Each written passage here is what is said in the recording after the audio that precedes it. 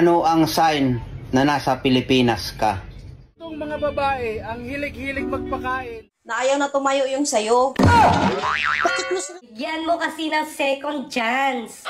Bahalag dili gwapa. Ang importante. Hayop ka? Kaya pala ang sakit ng bulbul ko, hinihila mo? Itong mga babae ang hilig-hilig magpakain. Tapos pag nasarapan, iipitin ka.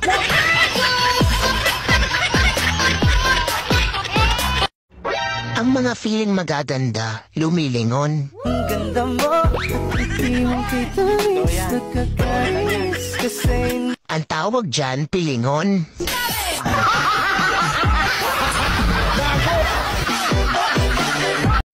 Darling, binangungot ako kagabi. Mahuhulog na daw ako sa bangin.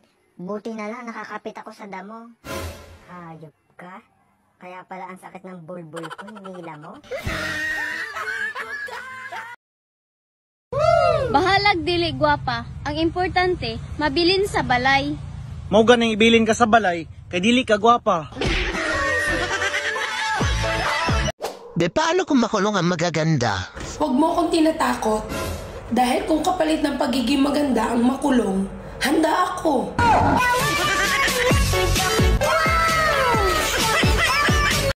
Kung sino pa walang kachat, siya pa yung masipag mag-online. Tulad nitong nanonood, pangiti-ngiti pa.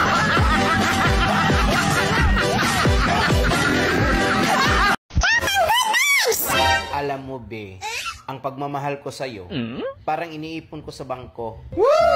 Oo, talaga ba, B? Lalo ba nadagdagdagan? Paubos na.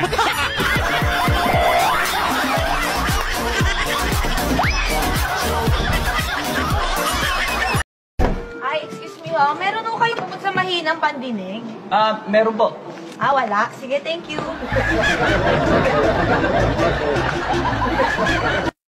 Ma'am, yun ka kanina pineapple pa ako ng asa nyo. Pasensya ka na ha. Mahilig lang kasi yan talaga sa mga pangit eh. Ganun ba po ba? Kaya pala sa inyo nakatira? Grabe ang panahon. Umalis kang kaakit-akit. Wow. Umuwi kang malagkit. Hanggang kailan mo ako balak iwasan? Eh, sino ba namang hindi iiwas sa'yo, Day? Bakit hali ka na masaya sa akin? Dati yun, Day. Masaya ako sa'yo, Day. Pero ngayon parang hindi na. Pinagsawa mo na ako? Sino bang hindi magsawa sa'yo, Day, ha? Gusto mo kasi gabi-gabi mo ipangat-ngat sa akin yung paksyo mong tilapia. Okay lang sana kung pinirito yan.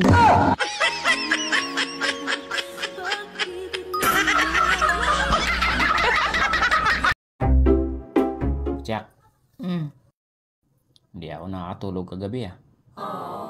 Naiisip ko kasi yung utang natin kay kumpare, kung paano natin mabayaran. Madali lang yan. Tawagan mo si kumpare, sabihin mo, hindi ka makakabayad ng utang. Para siya naman ang hindi makatulog.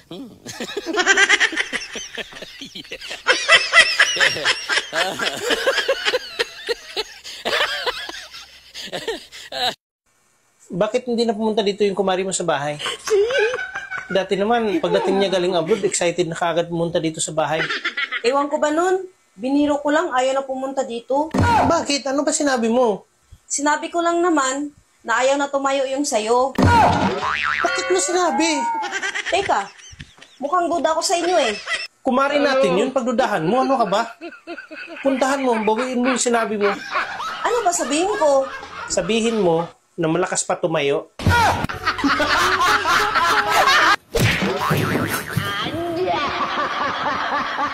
Sa mga babae dyan, payag kayo nun. Si Cinderella nga, hinubad lang yung sandals. Nagka-love life na. Ikaw hinubad mo na lahat. Di ka pa rin nagustuhan. Kahit sino ka ba, mahal kita.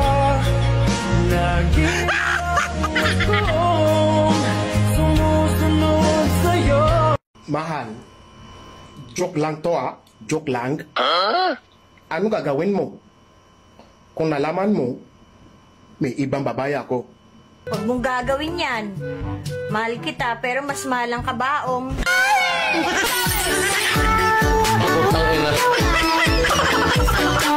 Kung ang 1B ay 1 billion, ang 1M, 1 million, unsa man ang 1K. Oh shit, not good. Sa kakilo? Alam mo babe, kanina nung nag-gym ako, ang dami kong nakasabay na babaeng sexy at maganda. Pero syempre, ikaw pa rin ang nasa isip ko, kaya hindi ko sila pinansin. Wow, talaga babe? Nax, yan ang babe ko, loyal. Anong kulay ng mga shorts nila? Black, blue, pink. Nax, loyal nga. Sa solar system, ano ang kasunod ng Mars? Pautang.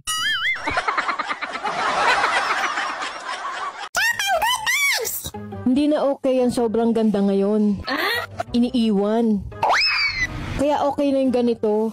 Simpleng ganda lang. Asan ang ganda? Anong iniiwan? Napag-iiwanan ka na.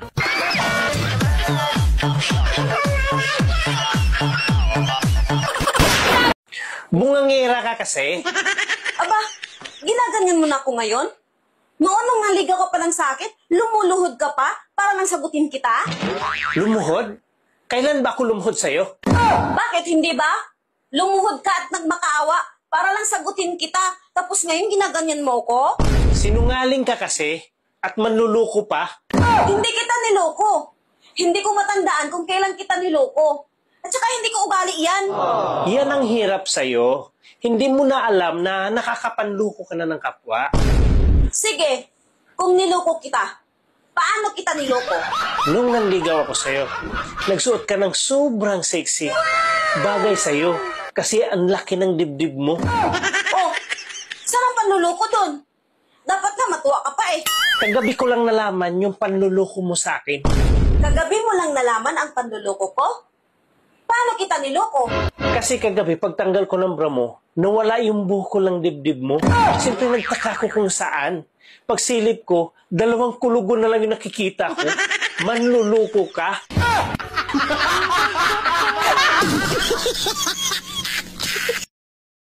Pumunta pala ako kina mama kanina. Oh, anong ginawa mo doon? Ba't di ka nagpapalam sa akin? Baka may ginawa kang milagro ah. Milagro agad? Pinagalitan pala ako ni mama kanina. Bakit daw hindi mo pa ako pinakasalan? Di ba nga, pinag-usapan na natin yan na mag-ipon muna tayo ng pera bago tayo magpakasal.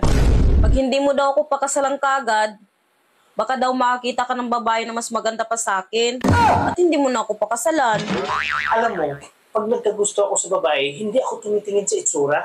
Eh ano pala tinitingnan mo sa babae? Yung baba. Siyempre, baka kasi hindi maumbok eh. Gusto mo nang maumbok, eh hindi naman bagay sa'yo. Eh, paano mo nasabing hindi bagay? Eh, yun nga yung swak sa panlasa ko. Paano ba bagay sa maumbok kung maliit, malambot at supot? Maling tao pala yun. Paano masabi? Hinalingan ko pa naman. Gago!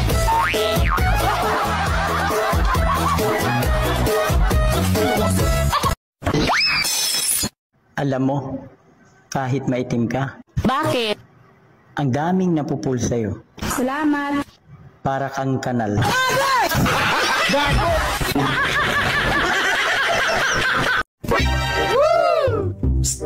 Tara, laro na ulit tayo. Ayoko nang makipaglaro sa'yo.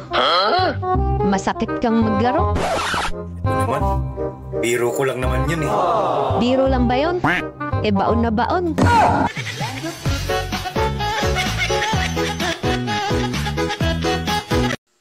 Hoy! Alam mo, sumusubra ka na. Nang babae ka na naman, ano? Anong nang babae? Wala ah. Naalala mo dati? Nasubrahan ka sa ana-ana? Nagiging makalimutin ka? Pero nung itinigil mo, nawala. Tapos ngayon, bumalik na naman? Kaya hindi ka makapagsinungaling sa akin. Hindi ako nagsisinungaling sa'yo. Wala akong babae, okay? Sige nga, kung wala kang babae, Ano ang pangalan ko? Cherry White. Kita mo?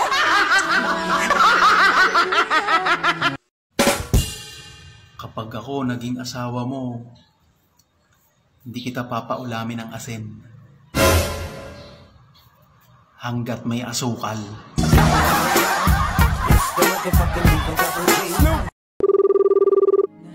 Hello? Hello.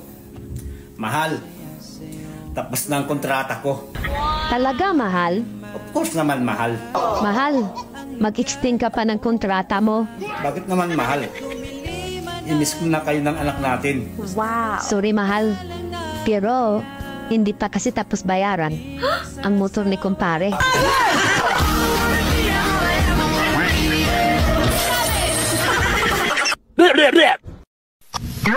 Mahal, narinig ko yung mga chismosa nating kapitbahay kayo na dyan sa tabi. Sabi ba naman, ang pangit ko daw? Alam mo kasi, mahal, ang kagandahan ng isang babae ay hindi nakikita sa panlabas. Kaya kung ako sa'yo, huwag ka na lang lalabas. Napakahayop mo talaga.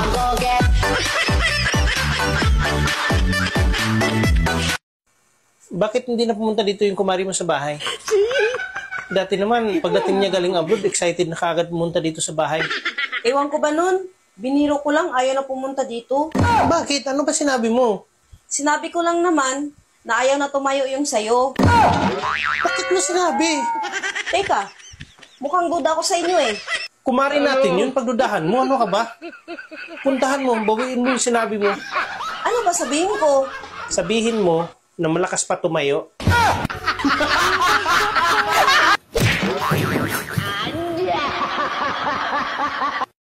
Umamin ka.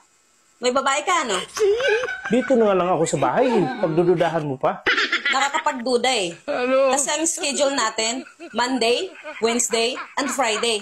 Pero ngayon, kahit ni isa, wala na. Sino bang gaganahan yan? Narinig tayo ng mga kapitbahay natin. Kasi pag binibilisan ko, sobrang ingay mo.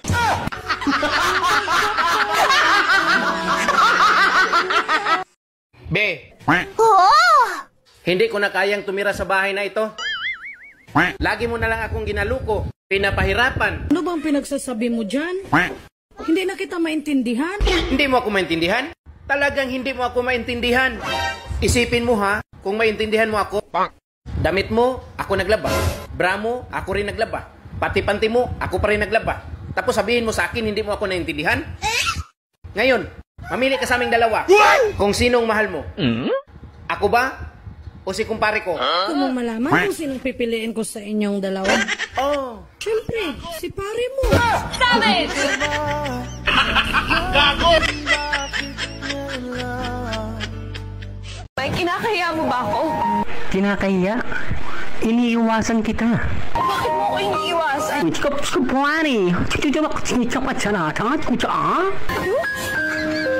Anong ibig sabihin nun?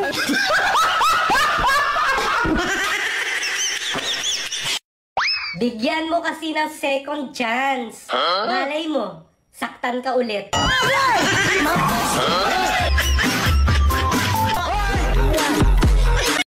Ano ang sign na nasa Pilipinas ka?